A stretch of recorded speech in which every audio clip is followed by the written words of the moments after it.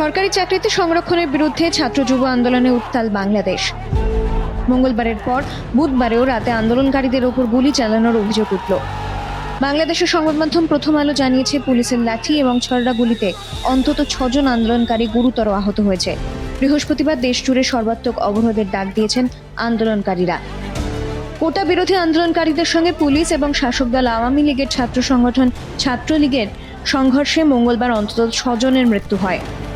বুধবার দেশের সব কলেজ বিশ্ববিদ্যালয় অনির্দিষ্টকালের জন্য বন্ধ ঘোষণা করে পড়ুয়াদের ক্যাম্পাস এবং হোস্টেল ত্যাগের নির্দেশ দেওয়া হয়।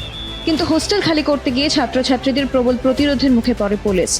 ঢাকা বিশ্ববিদ্যালয়, জাহাঙ্গীরনগর বিশ্ববিদ্যালয়, রাজশাহী বিশ্ববিদ্যালয়ের মতো শিক্ষা প্রতিষ্ঠানে প্রবল সংঘর্ষ হয় পুলিশ ছাত্রলীগের সঙ্গে আন্দোলনকারী পড়ুয়াদের।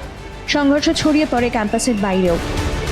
পুলিশ এবং শাসক দল আওয়ামী লীগের অভিযোগ, এই আন্দোলনে বিরোধী বিএনপি এবং জামাতে ইসলামের মদত রয়েছে।